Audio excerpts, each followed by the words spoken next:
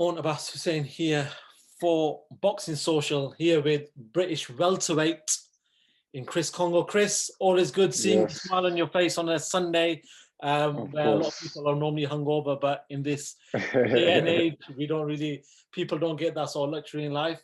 Chris, how you doing? Mhm. How's life treating you at this present time? I'm great. Can't complain. Life's good as usual, So, yeah, man, we're all good. We're all good. Chris, I obviously brought you in today to talk about last night's matchroom card between Josh Kelly and David Avanesian, and also Florian Marku's fight with Rylan Charlton.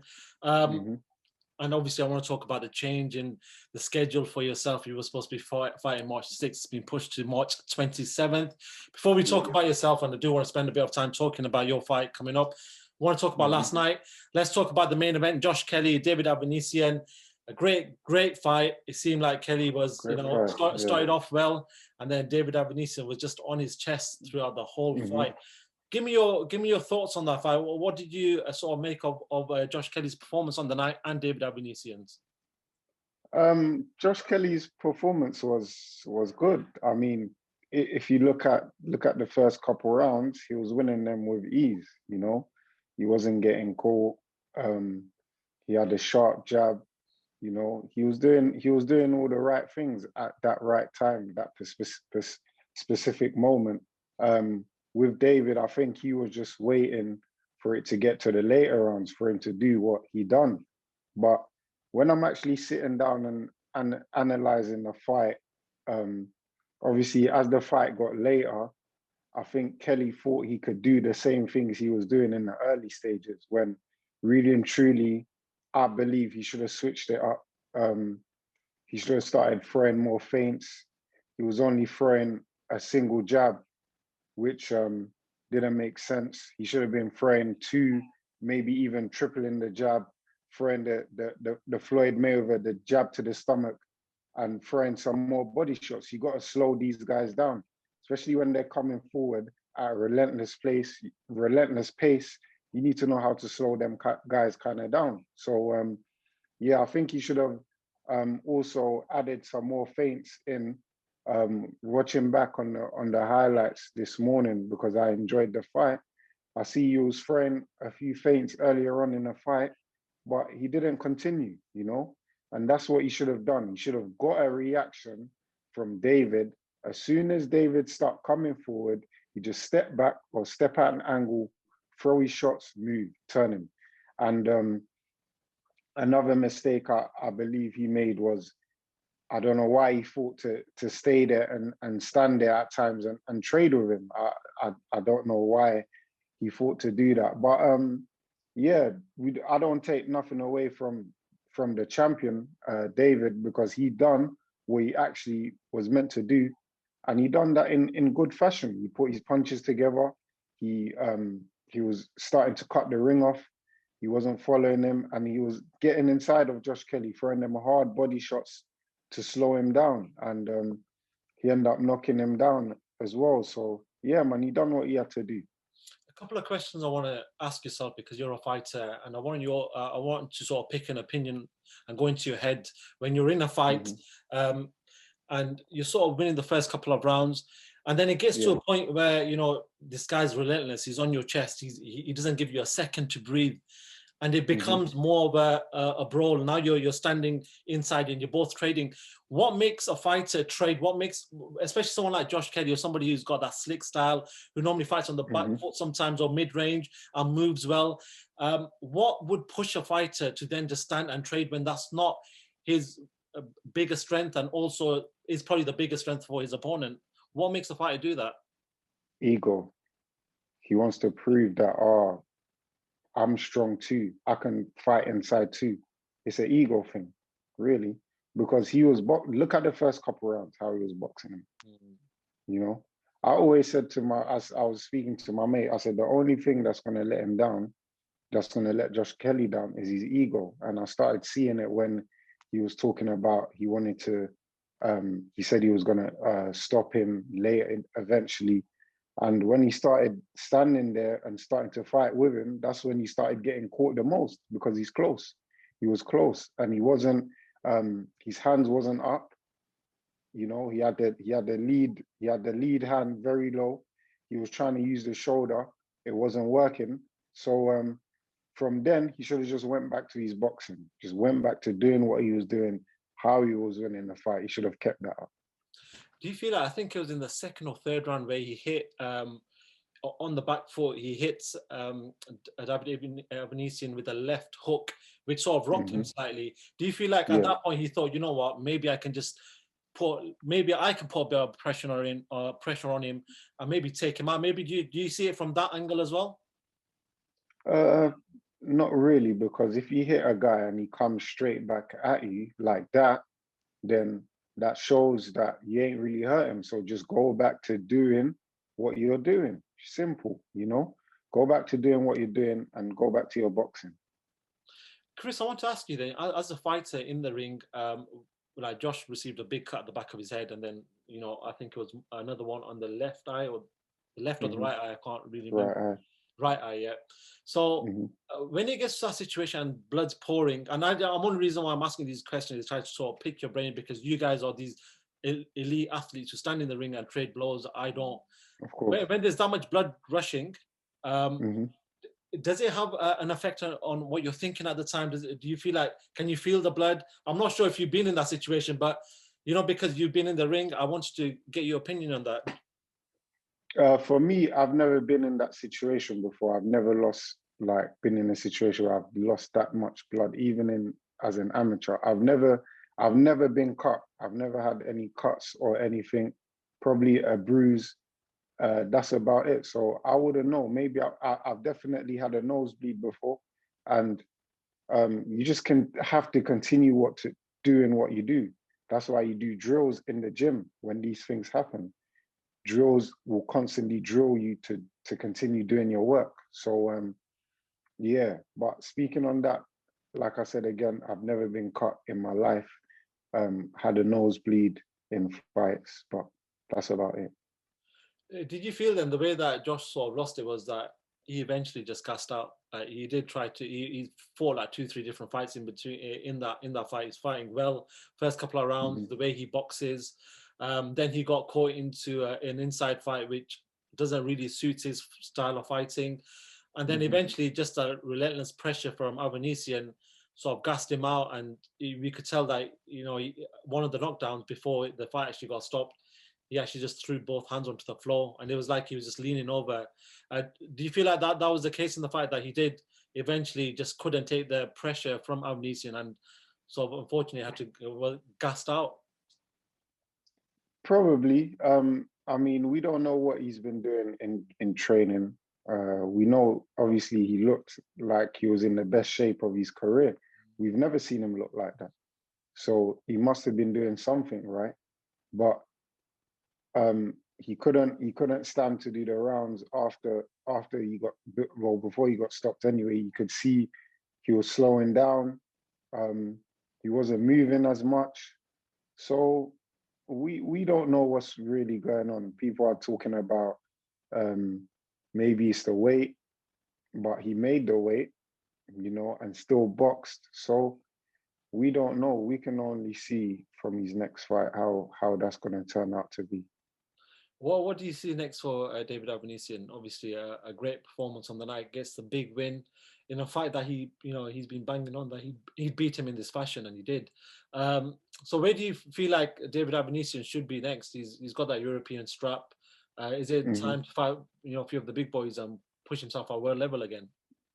Yeah, 100%. He's been there. I believe that's where he belongs. So I think he'll fight one of the top dogs soon. So yeah, let's see. I think that's his time to go back up there now, you know. Cool. And I look online and people are saying, you know what, that's Josh Kelly, he's finished. But you know, when you watch sport, it doesn't. He's a young fighter. He's 26 years old. I think that's his 13th fight, professional fight. He can come back again, right?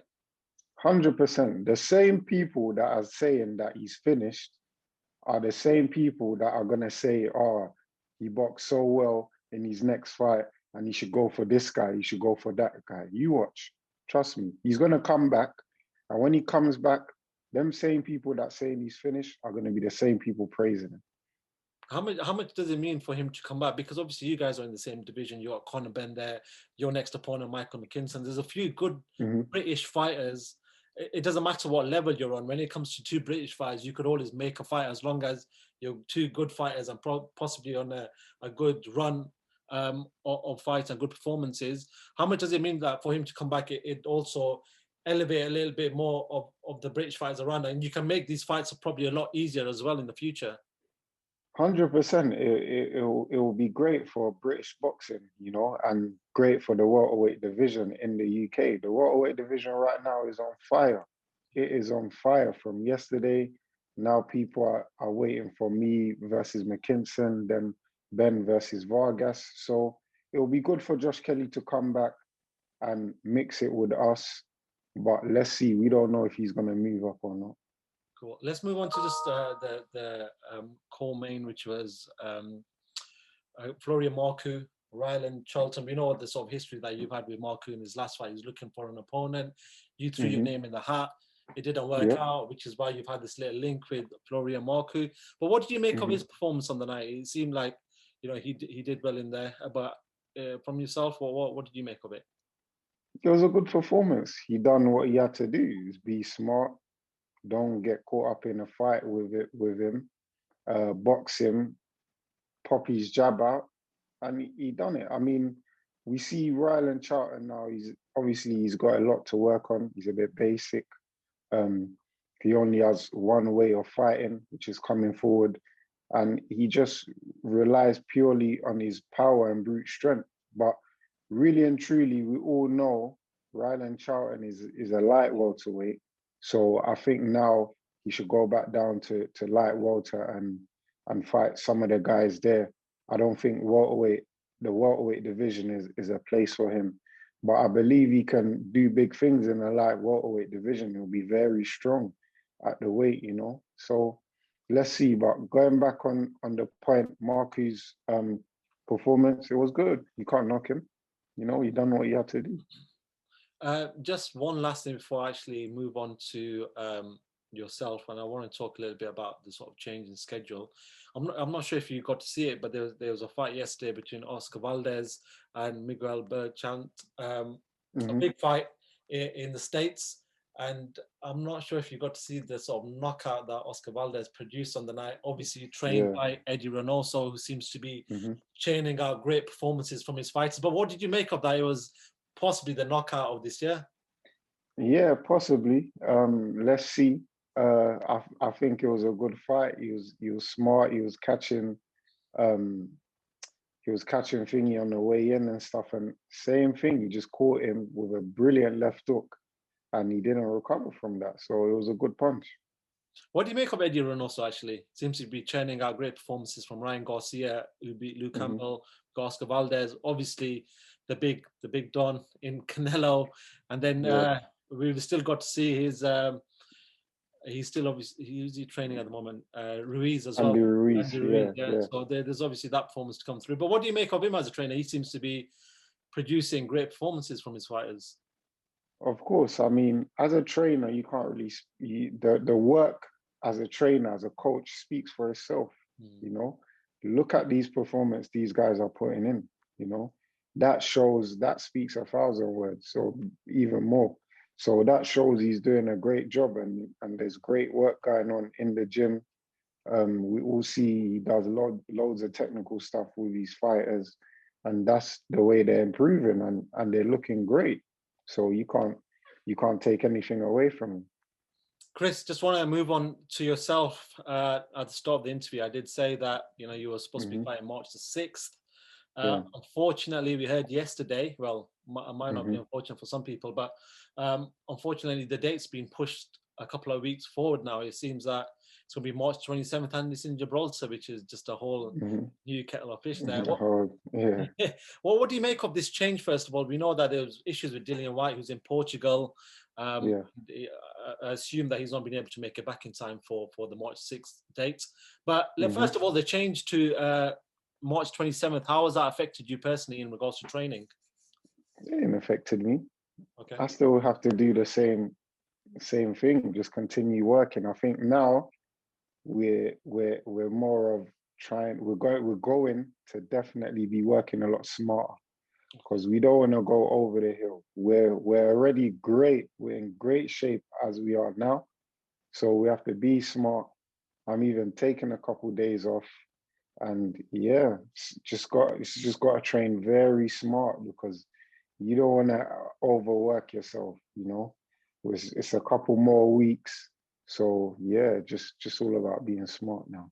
Now, I was going to actually push on to that is how do you know when you're sort of, how do you know how to sort of not overwork yourself and not get to a point where you're at fight night and you just tired yourself out? How do you know that as a fighter? Do you have the coaching staff that tell you that? Is that something that you know within? Obviously, as a fighter yourself, you listen to your body. You listen to your body. When your body needs rest, instead of doing that extra work, you're better off resting because you will feel a lot better off in the ring than you are than to go and do an extra run or whatever. Plus, I know my coaches know my body very well as well. So there's time I've been in the gym and Jim will say, yeah, tomorrow, give yourself 4 days off. You need it. So they know too when to push and when to hold it back. And this camp, I've been held back a lot of times from not just my boxing coaches, but from my strength and conditioning coaches. They've actually they actually know my body as well, so they can see that certain times I'm not in the best of shape, but I'm trying to push because I really want to win this fight, and I'm definitely going to win this fight anyway. And they're like, no, you need to chill out. So they've been holding me back. My older brother's been holding me back, and yes, it's been good, man. It's been a good camp, and we're going to continue to work. When fighters dream about fighting abroad, they think about Vegas, they maybe think about a few places in America. Yeah. And now obviously the Saudis become one of the places where the big mega fights are happening, so maybe even on there. Yeah. But nobody thought Gibraltar. What did you make of this change when you got told that it was going to be in Gibraltar? I was like, right, Gibraltar, that's good. I'm going to all these countries that I wouldn't even think of going, you know. Previously, I've been to mad countries like Azerbaijan and a lot of these European countries that I don't think I'll ever go again. But it's great. It's a good experience. It's not too far. I got my good mates out in Spain who are definitely gonna travel down to Gibraltar as well. And it's good because crowds are back, man. There's gonna be crowds there, and it's gonna be great, man. It's just gonna be great to hear the supporters once again cheering us on, and we're gonna deliver a good fight. Well, I know I'm gonna deliver a good fight for sure. Anyway. How much does it mean to a fighter to have supporters there? The only reason why I ask is it seems like some fighters thrive more when there's fans there. And I'm pushing towards talking about Josh Warrington, for example. We know that he's used to 50,000, whatever it is, big, large following. He's got a huge following, one of the biggest followings from a British fighter at this present time. And the other night, you know, he fought, there was no fans there. And I'm not solely putting it down to no fans, but it seems that some fighters do require fans. What do fans give to fighters when you're in that ring? It just gives you that push, man. The people supporting when you land a shot, you know you've landed a good shot, you know, because you hear it from them.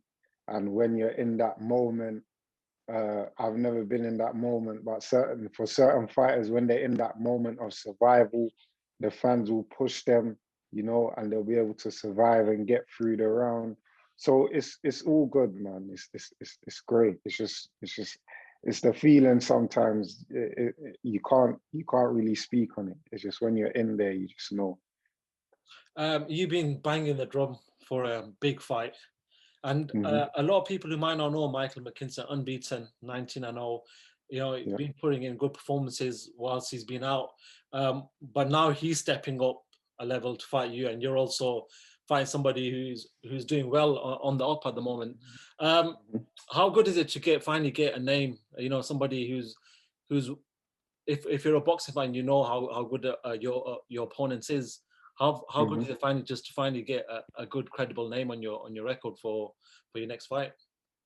It's great, and this is what I wanted. This is what I come into the sport to do, to fight the good names, the big names. So it's I'm not surprised about it. Plus, he's been calling and raving out that he wanted to fight me, but I've been wanting to fight him for a long time, and now I got the belt, and now I got the platform. That's what he wants. So come and get it, son. How do you beat him? What strengths have you got that you think you can you'll beat him in? I just know the fight. I'm gonna beat him. I'm not gonna let this go to the judges. I know I'm the stronger opponent. I know physically and technically I'm the better opponent. And just remember, I'm a big guy at the weight. I make the weight good. So he has to come and see me. He has to come and see me. You know, he can't try and box me like all the other guys he's been trying to box. He's boxed, you know. So he has to come and see me. I'm the taller man. Come. Let's stand there in the center. Let's see. He's been talking about he can knock me out. But both of our records, they speak for itself, you know.